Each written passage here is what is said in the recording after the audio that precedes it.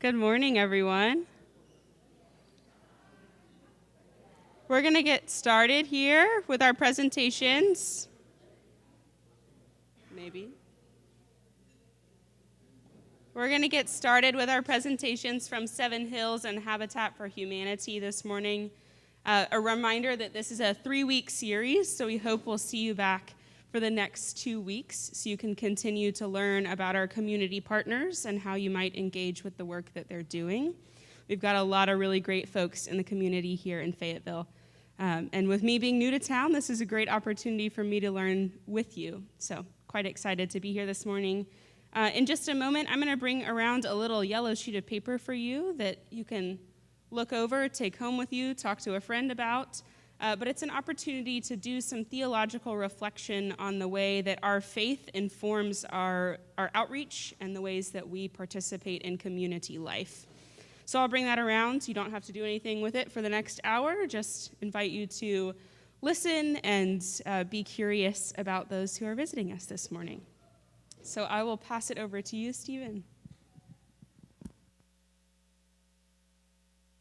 All right, we're green. Can you guys hear me all right?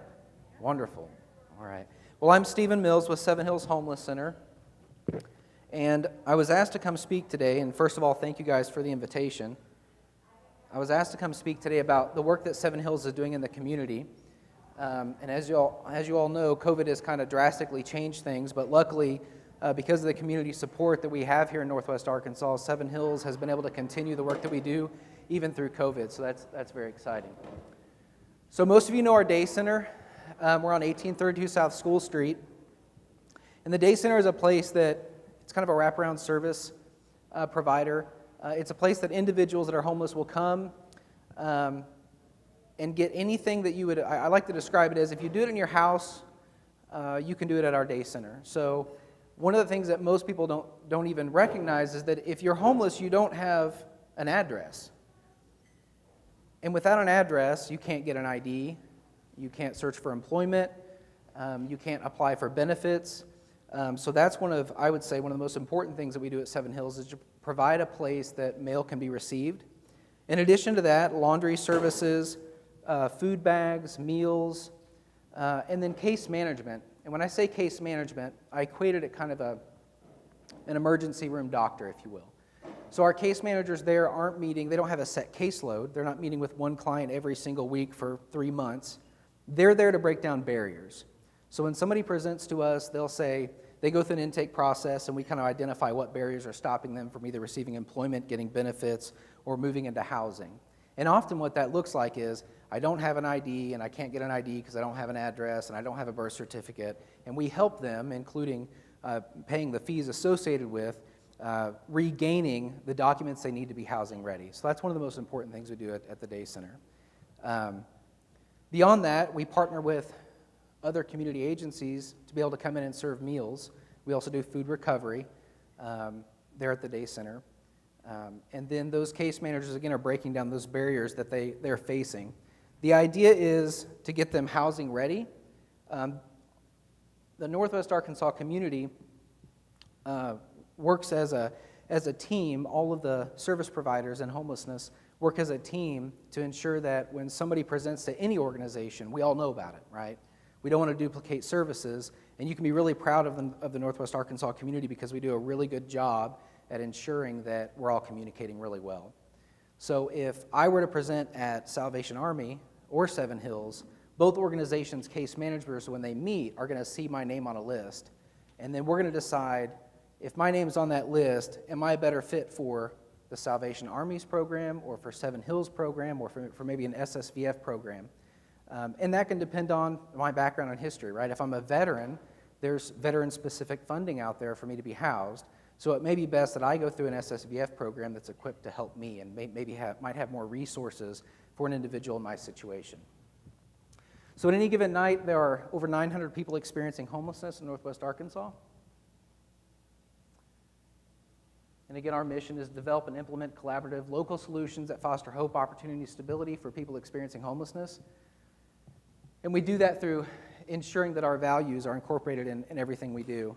So as an organization, about 4 years ago, we went through a strategic planning process and kind of redefined our mission and refined our values. And I'm proud to say that those values are implemented in everything that we do every day, including even our employee job descriptions.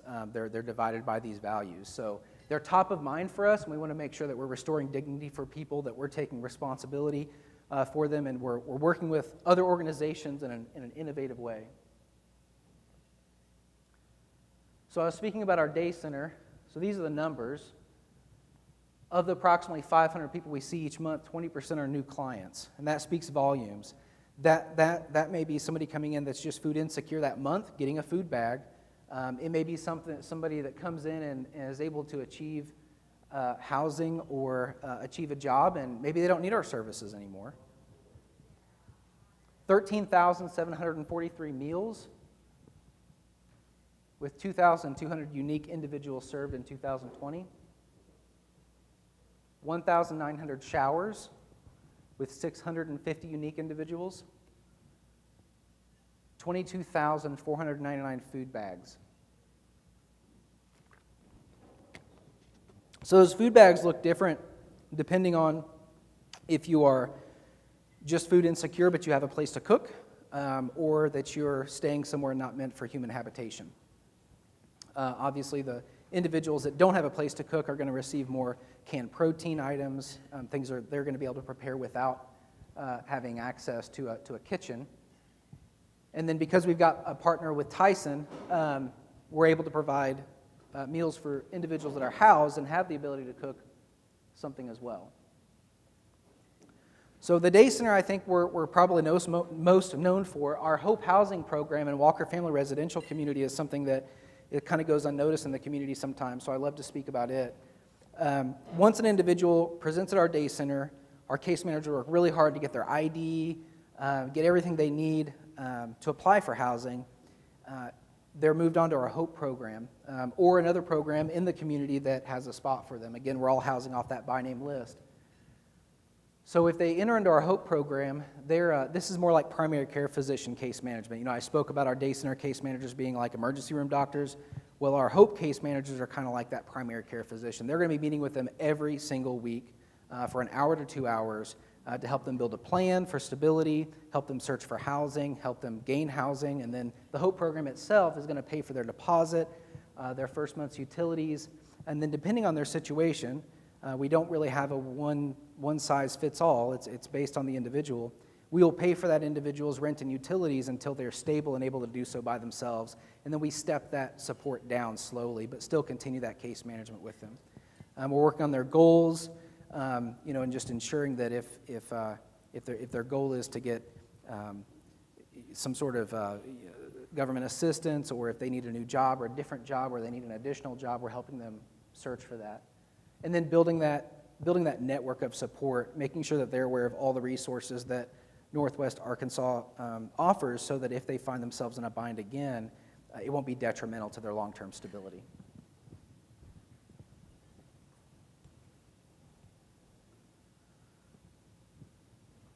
So a lot of people ask me, how long do they stay housed? Is this something where as soon as the support kind of steps away, they fail? And that's not the case. 80% of our households maintain housing 6+ months post-program. And unfortunately, we don't have the data yet to show past that, but we're working toward gaining that information. So in 2020, 47 households graduated to their own permanent housing in 2020. Again, we're not signing the lease on their behalf. We help them search for its client choice. They decide where they want to live. They're working with their case manager on what they can afford after we're stepping down our support, and then they sign that lease. It's something they're engaged with, and we kind of work as just a liaison between them and the landlords if need be. 800 case management sessions, and again, they're working toward employment, improving health, and maintaining housing, setting those long-term goals. So there's lots of ways that you can get involved. Financial support is obviously one of them, and that's something that your church has been doing with Seven Hills for quite some time. We really appreciate that support. You can host a drive. You can be ambassadors of what we do. And you can also volunteer time. Most volunteer activity takes place at our day center. We use a program called Give Pulse to the University of Arkansas. And you can sign up for one shift, you can sign up for a weekly shift, it can be 2 hours, it can be 1 hour, it can be 5 hours. And it's extremely beneficial. We can't do what we do every day without volunteers and community support, so that's very much appreciated. Real quick on Seven Hills is, the past 4 years, you guys may remember, about 4 years ago, we were heavily grant funded, especially in our what is now coined as the HOPE program, but back then it was called the SSVF program, and it was specifically for veterans. The problem with that model is, obviously, if that funding goes away, the program goes away, right? And we found that to be a problem about 4 years ago.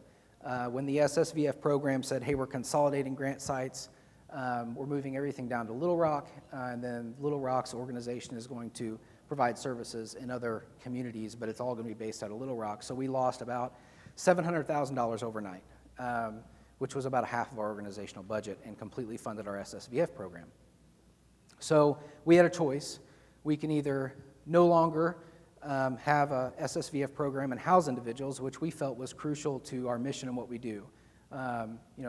We're able to provide a kind of a quick fix and immediate needs at our day center, but obviously the long-term solution is that stability in that housing. So we switched gears, and we quickly went after raising funds from individuals and kind of broadening the scope of our support financially.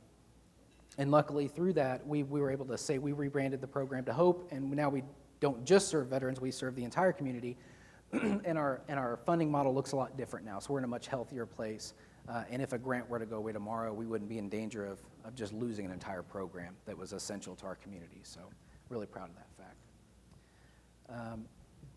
I think were we gonna do Q&A right after? Okay. I find the Q&A most beneficial because I can stand up here and talk about what we do, and some of you guys may know what we do, some of you guys may have no idea, but I get some interesting questions and able to kind of dive in on that. So I'm going to run around with this microphone, a reminder that because this is being streamed online, while we may be able to hear your question in the room, folks online can't hear you unless you speak to the microphone. So my job will be to run around to you. So raise your hand if you've got a question, and I'll come to you.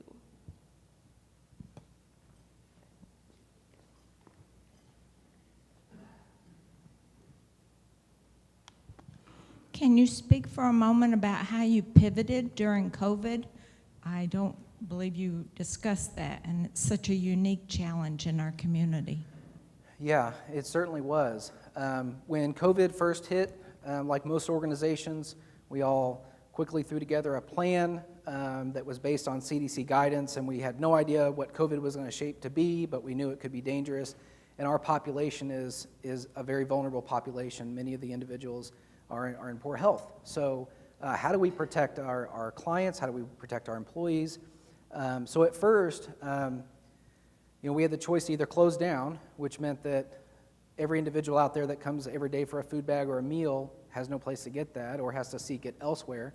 But what if those organizations close? So we kind of shifted the way that we provide services, and we did it through a window, kind of like a walk-up model, where individuals would come up and get kind of basic needs, but it would be more basic than what we usually provide. So we had to close down our showers. We installed portable showers, outdoor showers, and then we handed out meals through windows. And we did that for, I would say, a few months until winter. And then once winter hit, normally our day center would be where individuals would come in and get out of the cold, but it was such a small space that just wasn't conducive. We'd only be able to have 5 people in there at a time to get warm. So we knew that we had to do something else, so we reached out to St. James and then Missionary Baptist Church, and then we moved all of our services into that organization because it had a much larger space, and we were able to adhere to CDC guidelines and provide that social distancing and also provide a place for them to stay warm. There was also, at the same time, that insane cold snap that happened, and we reached out to the community and said, hey, we need to be able to provide hotel vouchers for individuals that are living outside right now, because this is a matter of life and death. So the community stepped in. We raised $52,000 over a 3-day period, and were able to put every individual that was seeking a hotel voucher into a hotel. for over a week. So that was amazing. Since then, and since the weather's gotten nicer, we've moved back to our day center. We're still operating on, I would say, other than normal circumstances like everybody else, but individuals can now come in and take a shower and receive meals inside. But all the eating is being done outside. So it's still a little different than normal. We don't have people waiting in our lobby. But all the services that we normally provide, we're able to provide again, with the exception of laundry. And we're actually looking for a volunteer to handle our laundry program. So if you know anybody that's interested, or a group of people, we would love to start that back up again. That was another impact that COVID had. When we did, when we switched to very limited services.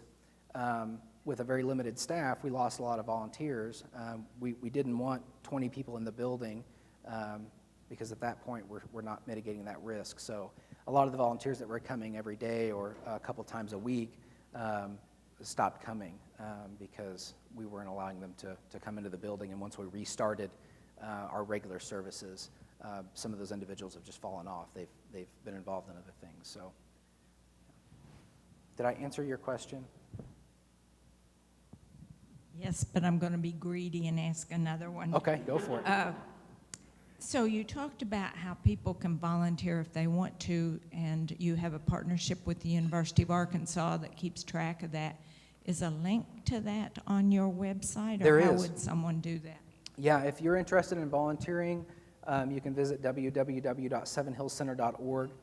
It's got information on volunteering and then also our needs list. And I'll speak about that real quick because I think that's important. We used to accept pretty much any donation that would show up on our front doorstep. And I think the reason was we didn't want to tell somebody we don't need that and them maybe feel slighted by the fact that we didn't want their donation. Because of that, the result was we had a whole lot of stuff that we just couldn't use, and so much stuff that we didn't even know what we had. And a lot of it was like specialty items or just things that keeping an inventory of everything that we would have would just be next to impossible. So we went through and we redonated all of that stuff that we couldn't use to other organizations that could put it to good use, and then we kind of changed the model. So we're only accepting donations that are on our website now. So if you show up with a bunch of winter clothes, we're going to say we can't use those. And the reason is we've got a huge pod in the back, and we've got tons of winter clothes, like we're ready to go for winter, and we just don't have the space to store that. So look on our website for items that we are in need of, and I'll tell you, we're almost always in need of pants and shorts that are size 32, 33, and 34. That's something that we go through quite often. But that needs list will change. You can also find us on Facebook as well, and we update our needs list on there. So volunteering, needs list, or to make a monetary donation, sevenhillscenter.org is where you go to do that. Any other questions? Time for one more.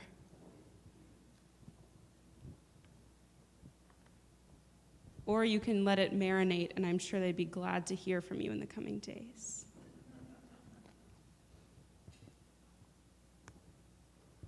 Awesome. All right. Thanks so much, Stephen. Appreciate it. Thank you, guys.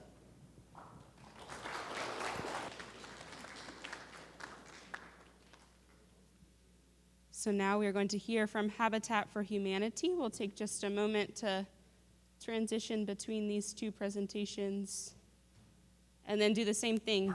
We'll hear a bit about Habitat and then have time for a few questions. HDMI.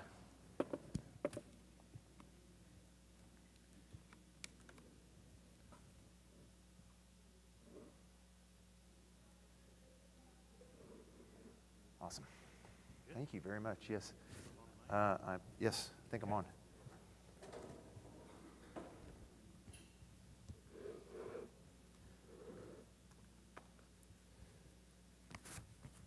Okay.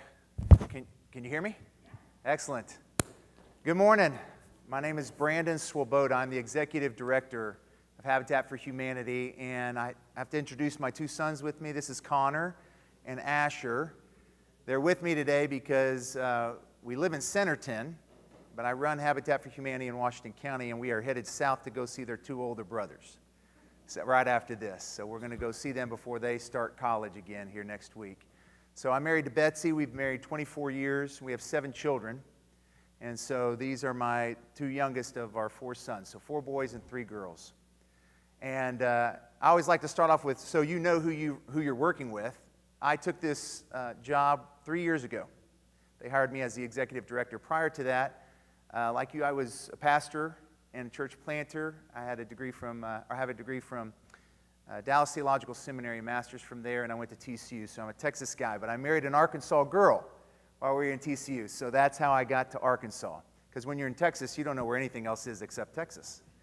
Right? That's the way it works. So I have a background in ministry. I was a pastor and church planter for over a decade, and I was in sales and traveled. We worked in the country of Haiti. And so I asked the board, why did you hire me? And they said, because of your business background and your pastoral background. Because really what Habitat is both. You know, we're a ministry to those that are in need, but we're also a business. You know, we're a construction business, we're a restore business, a volunteer organization, and all the above.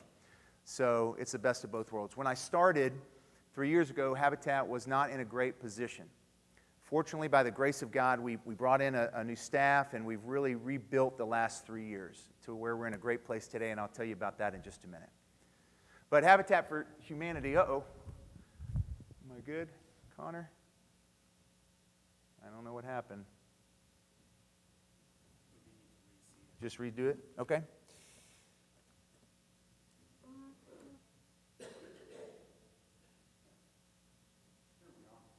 Are we there?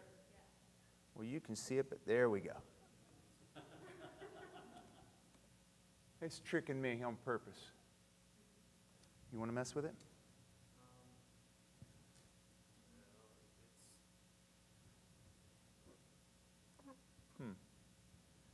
Well, let me do this. What if I do this? Okay, no problem. What do you think? Sometimes.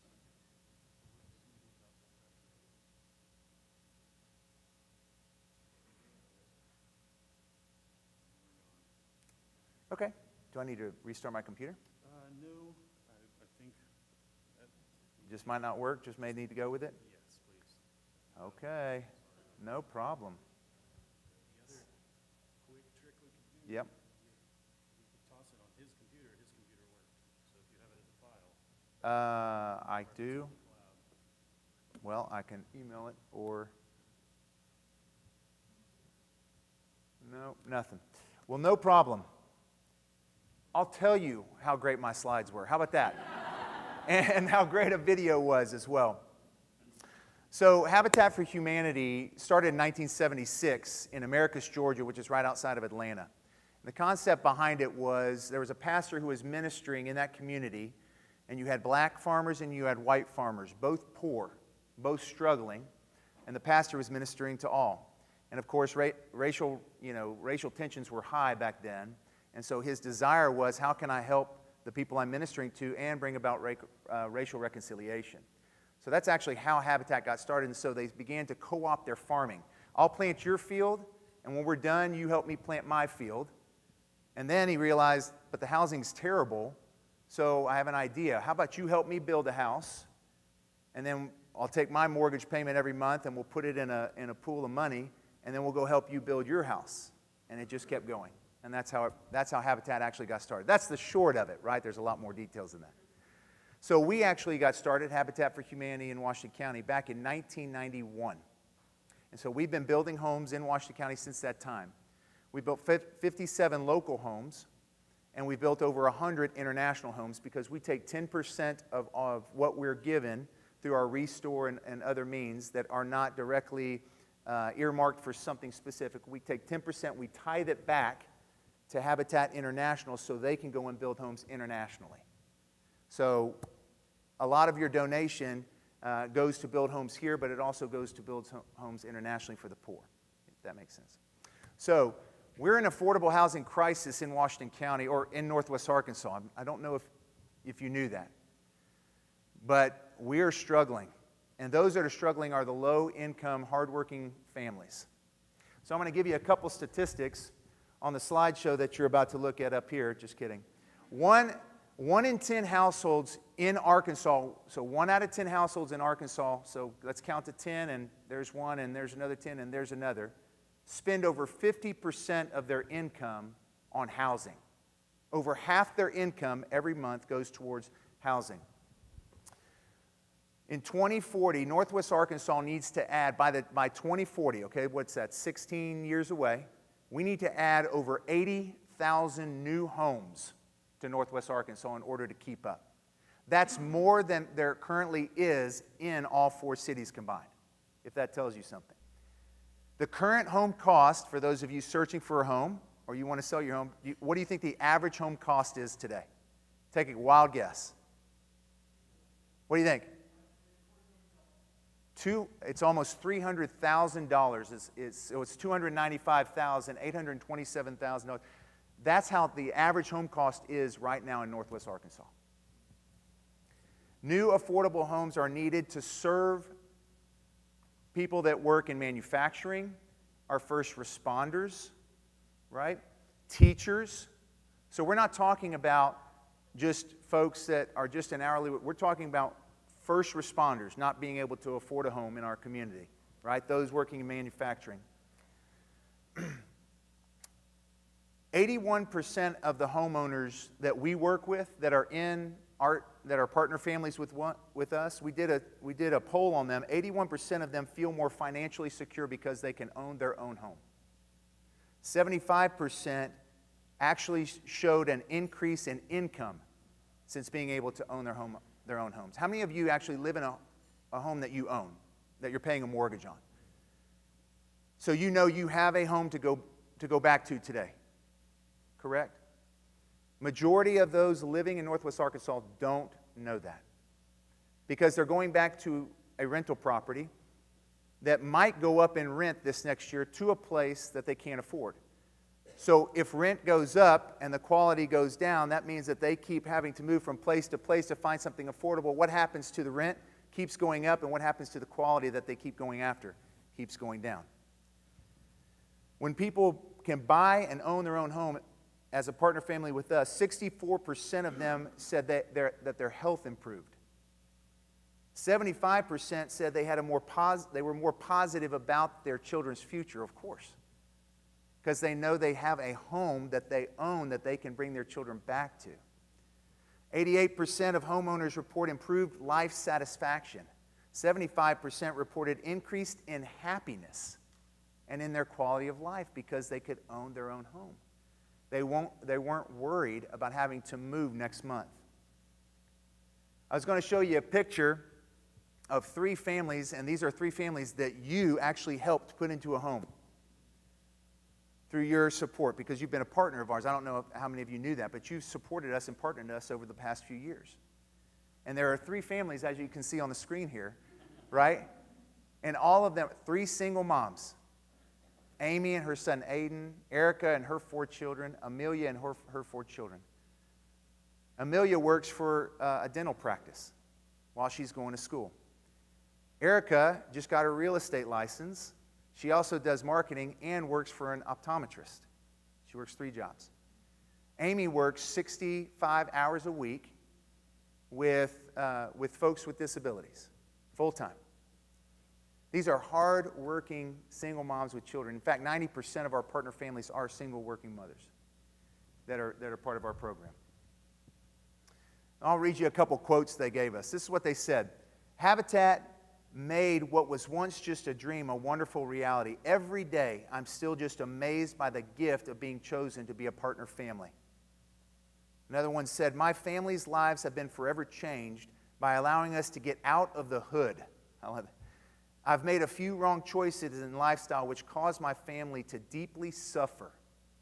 Because of my past record, it made finding a safe place to live nearly impossible. For once, my past difficulties no longer affect my present life because Habitat has let me explain who I am, because Habitat has let me explain who I am not and not what I've done. The support we receive through Habitat gives our family hope that our family will thrive, and in thriving with stability, we can serve others in the community and create a legacy that changes the trajectory of not only my family, but other families as well.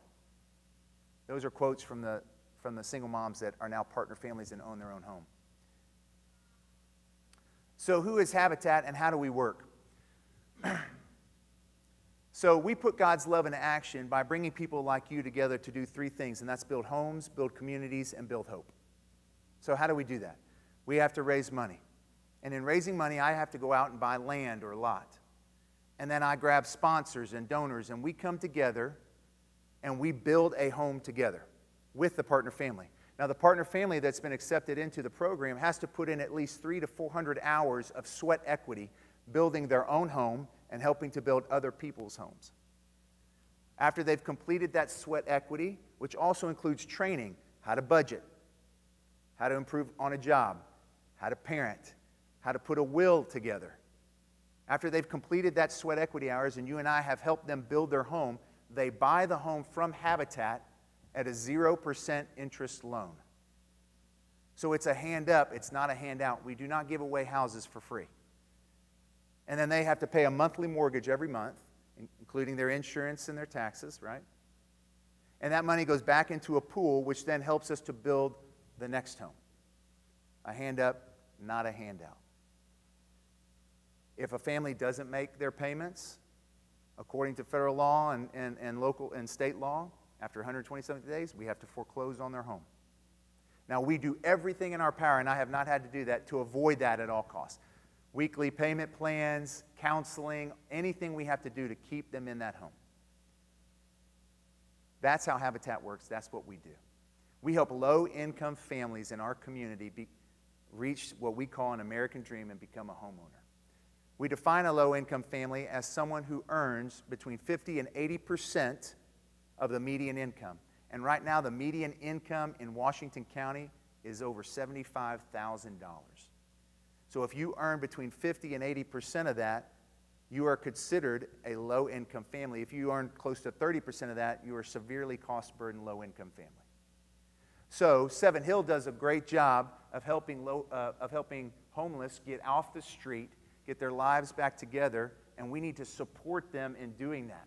Once they've gotten their lives back together, whoever that is, they show a great work history, their debt-to-income ratio is right where it needs to be, they can then apply to become a partner family with Habitat and move towards home ownership. Does that make sense?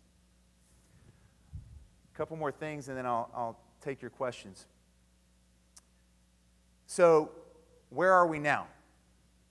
Over the last 3 years, we had three families. When I took over, we had three families that had been waiting for homes for almost 5 years. So my first step was get them in a home as fast as we can. So thankfully, by the grace of God and partnerships like you, we built those three homes over these last 3 years. All three single moms are in their homes and are currently paying their mortgages and loving their homes. So where do we go from here? My ambition and goal, and we're raising money and moving towards it, is to be averaging 3 new builds a year. We're about to accept 3 new partner families. I am in the hot search for land and lots. And you know how difficult that is right now? I bought 2 lots over the last 2 years. One I paid $20,000 or $25,000 for, right in the heart of Fayetteville. The other one I paid $30,000 for, right in the Hillside District.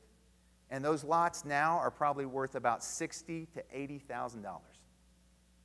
That's how much lots are going for. So land and lots right now for us is very difficult. If you're not a big builder and you've got a big name and you know those big name and big builders out there, we are struggling to find land. And I can't buy land and lots way out in Washington County, all the way almost to the tunnel, or all the way out past Lincoln, or all the way out past Elkins, because what do low-income, hardworking single mothers and folks like that, what do they struggle with?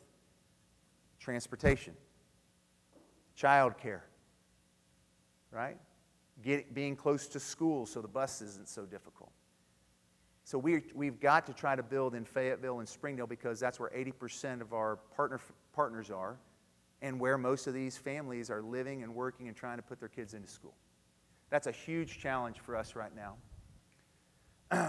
We're also going to be starting a repairs program. One of the other challenges is you have a lot of folks aging in their home that they own, and a lot of veterans aging in their home.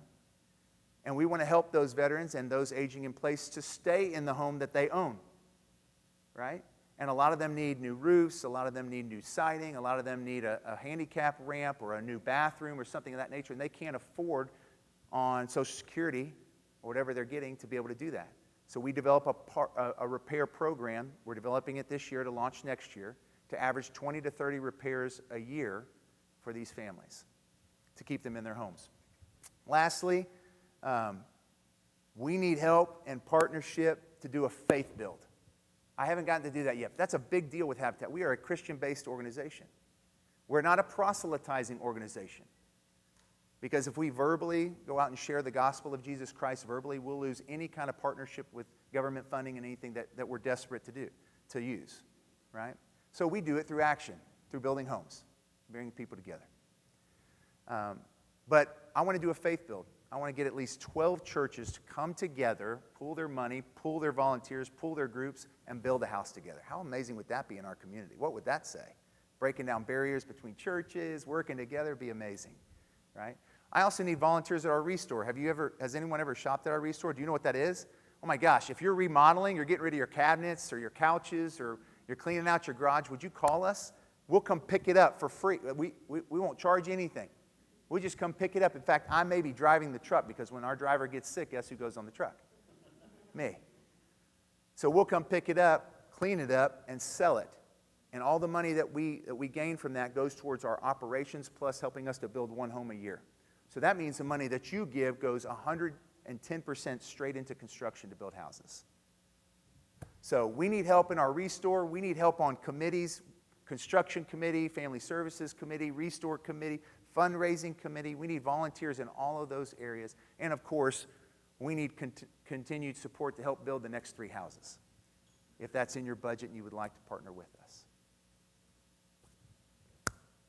That's what I have. Wasn't that an amazing slideshow? Thank you. Yes. Loved the slideshow. Any questions? Going back there to Trent.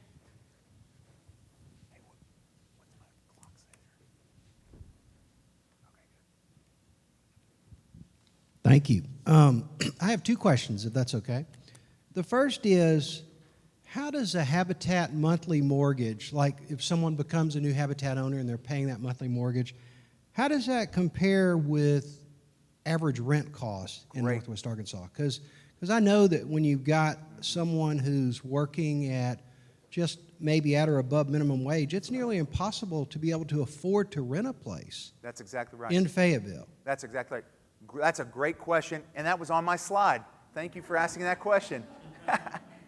So a couple years ago, so this is a stat from a couple years ago. I don't have 2021 stats. So 2018, 2019, the average rental cost for a 2-bedroom, 1-bath apartment was over $720 a month, just in rent. Okay, just in rent.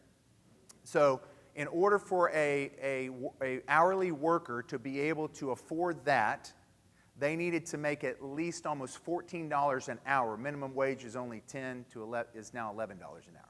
So they need to at least get to $14 an hour, working a 40-hour week every week, 52 weeks a year, to be able to afford that rent. Or, on average, need to make at least $28,000 to $30,000 to afford that rent. Does that make sense? Okay. So the way that we do it is that partner family comes in, they give us all of their income. We make sure that their debt-to-income ratio does not exceed a certain percentage, and then we put their income into a calculator and into a formula. And that formula has to come out to where their payment is less than 30% of their total income every month. And so how that works is they have to buy the home from us at a fair market value. So I may build a house for only $100,000, but the fair market value of that home by the time we get finished may be $150,000. They have to buy the home from us at $150,000. Why? So they can't turn around and flip the house. We want them to stay there because we want a low-income family to build equity in their home, because when they're a renter, on average, they can save in a lifetime $5,000. If they own a home and stay in it over a lifetime, statistically, they can save over $200,000.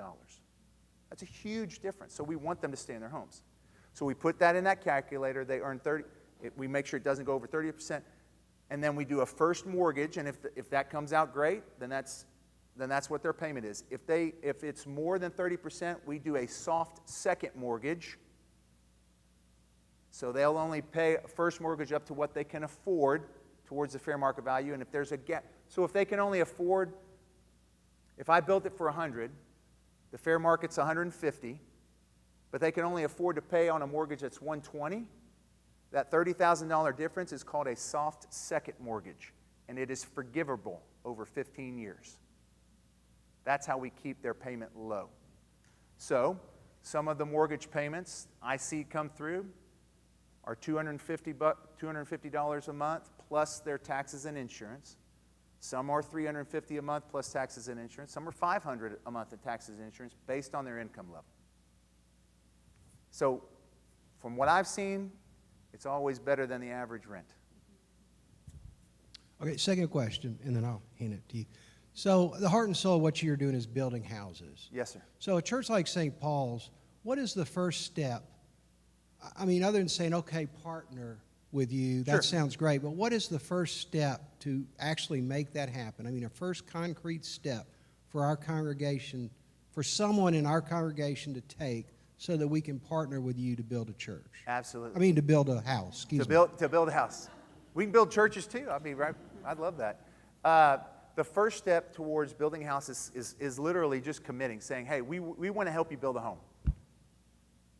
So you have two options. Of course, I'd love for you to financially help us to do that, but really I'd love for you to just come out and build with us. It doesn't matter your age. It doesn't matter if you've ever picked up a hammer or if you even know the difference between a regular and a Phillips head screwdriver. None of that matters. In fact, you can ask my sons, I'm really not handy. That's why they're shaking their heads, right? That's why my wife always says, will you please call a plumber? Will you please call an electrician? That's why we hire the project manager to come down. You come out, and we will put you to work to volunteer on that home. And let's say you physically can't do it. Well, then come out and help us serve the water.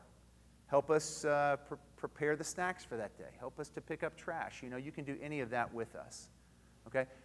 A house, on average, can cost anywhere between $100,000 and $150,000 for us to build. Okay? I'm not asking you to pony up $100,000 and $150,000.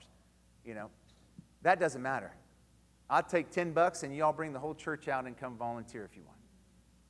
If that's too much and you've got time on your hands and you want to come and just volunteer at our Restore to help price our items or to help greet our customers and things, we'd love for you to come once a week. They're desperate for volunteers at the Restore. Restore is doing numbers that they haven't done in years because we've cleaned it up and really made it customer-centric. So the first step is let me know. And the next step is let's find the best path for you to onboard as a church to help volunteer with us.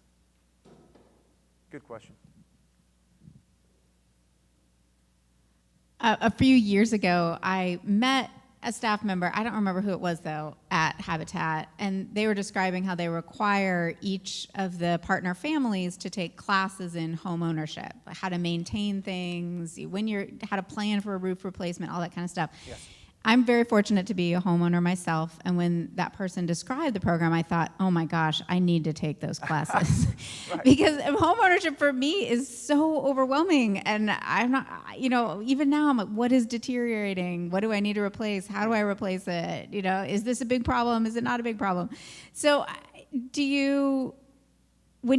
first of all, do you still have classes like that? And have you ever thought about expanding them to all kinds of people who could at many different income levels, who could benefit from knowing, not just having a home, but knowing how to maintain its value? No. Great question. So you've obviously read our strategic plan, is basically what you're saying, is you've already read it. So we were very fortunate. We got a grant to be able to hire a family services manager, which is what we do.